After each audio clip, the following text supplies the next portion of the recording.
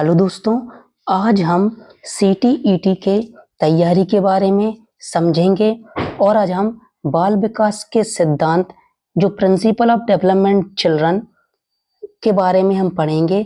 तो पहला सिद्धांत क्या आप देखिए, तो पहला सिद्धांत है बाल विकास के मुख्य सिद्धांत कौन कौन से हैं। तो पहला सिद्धांत है निरंतरता का सिद्धांत, जिसे प्रिंसिपल ऑफ कंटिन्यूटी कहते हैं। विकास एक सतत प्रक्रिया है, यह जन्म से मृत्यु तक बिना रुके चलती रहती है। विकास की दिशा के सिद्धांत भी अब हम पढ़ेंगे। देखिए, विकास दो दिशाओं में होता है।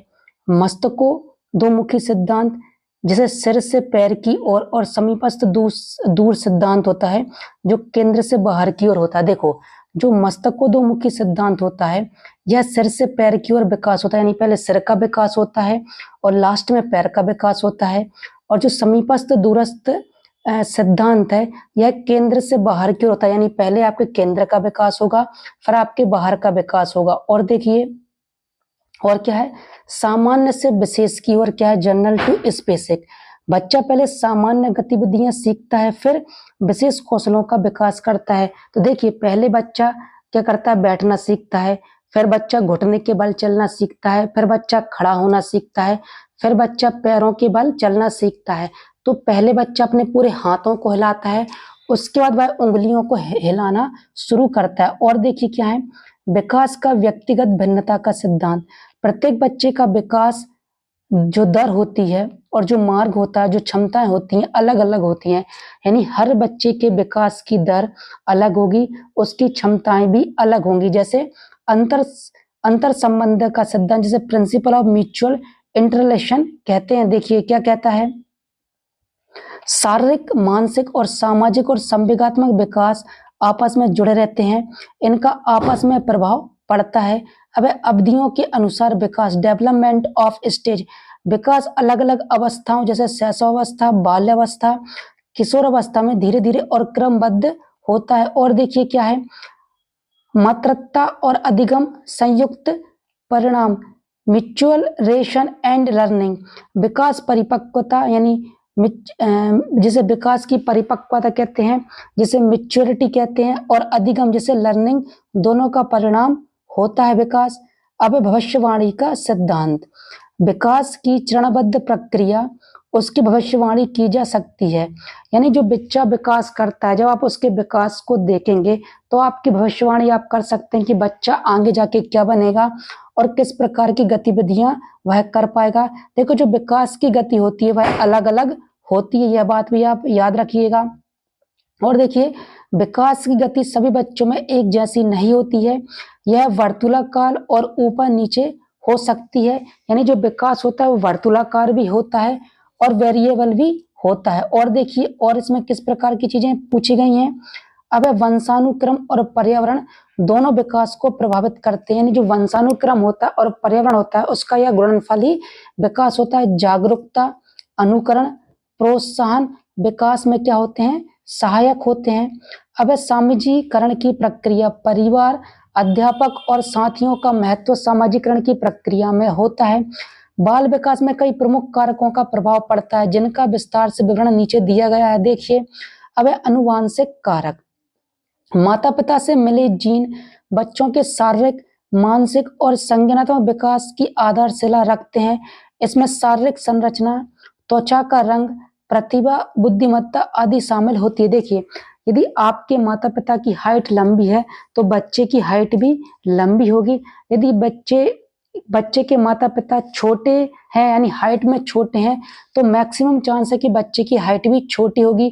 त्वचा का रंग भी माता पिता पर ही निर्भर करता है। और देखिए, पर्यावरणीय कारक हैं इसमें, सामाजिक, आर्थिक और सांस्कृतिक वातावरण जिसमें बच्चा पलता बढ़ता, उसके विकास को गहराई से प्रभावित करता है। यानी बच्चा जिस समाज में रहता है, उसकी आर्थिक स्थिति और उसको जो संस्कृति उसके आसपास रहती है, समाज में जिस संस्कृति को फॉलो किया जाता है, उसका विकास भी बच्चे पे पड़ता है।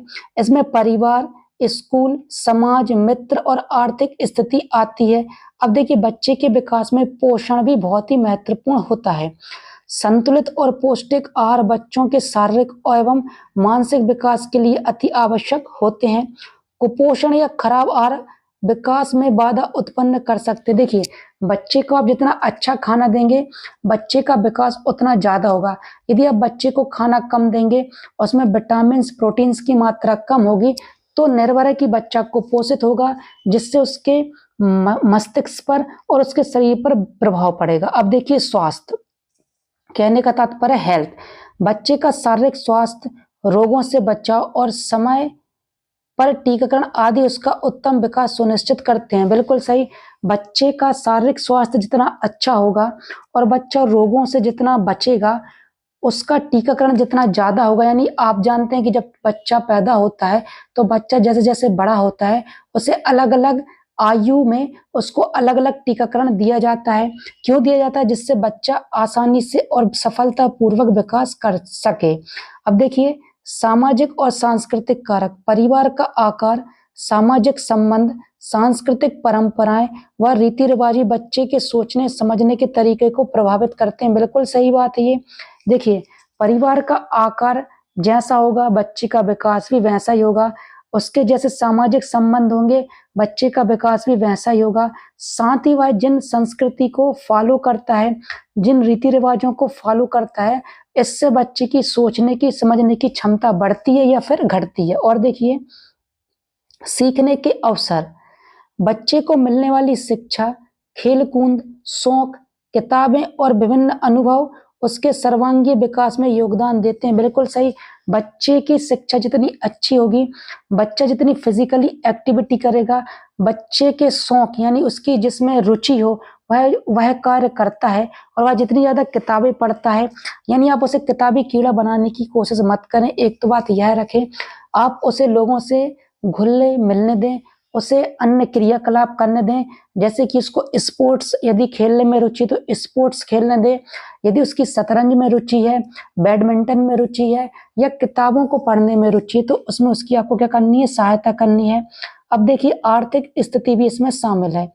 परिवार की आर्थिक स्थिति बच्चे को अच्छे भोजन, शिक्षा और स्वास्थ्य सुविधाएं प्राप्त करने में सहायक होती हैं। बच्चे के परिवार की आर्थिक स्थिति जितनी अच्छी होगी, उसे शिक्षा की उतनी ज्यादा क्या होगी? उपलब्धता मिलेगी, उसको उतना अच्छा खाना और पीना भी मिलेगा। साथ ही अब भावनात्मक वातावरण भी इसमें बच्चे के विकास में शामिल है। देखिए, सुरक्षित, प्रेमपूर्ण और सहयोगी वातावरण बच्चे के सकारात्मक व्यक्तित्व को विकसित करता है। बिल्कुल सही। यदि आप बच्चे से जितना ज्यादा प्रेम करेंगे, उसे जितना ज्यादा सहयोग करेंगे, उसके विकास में वह उतना ही ज्यादा वह क्या होगा? बेहतर होगा। इन सभी कारकों का आपसी संबंध बच्चे की समग्र और संतुलित वृद्धि एवं विकास को प्रभावित करता है। बिल्कुल सही। यह जितने भी कारक हमने पढ़े हैं, यह बच्चे के विकास में सहायक होंगे।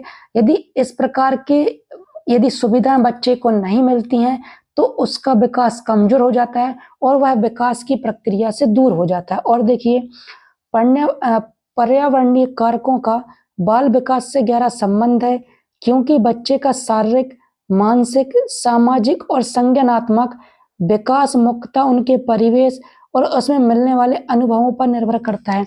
बच्चे के अनुभव जितने सकारात्मक होंगे, बच्चा उतना ही पॉजिटिव होगा और बच्चा उतने ही तेजी से विकास करेगा। लेकिन यदि बच्चे के अनुभव जन्म के समय से ही नकारात्मक है, नेगेटिव है, तो बच्चे का विकास उतने अच्छे तरीके से नहीं होगा। ना ही उसका शारीरिक विकास होगा, ना ही उसका मानसिक विकास भी होगा। और देखिए, पर्यावरणीय कारक क्या और कैसे? अब देखिए, पर्यावरण में परिवार, समाज, स्कूल, स्थानीय समुदाय, आर्थिक स्थिति, सांस्कृतिक परंपराएं, शिक्षा के अवसर, स्वच्छता, पोषण और प्रदूषण आदि आते हैं।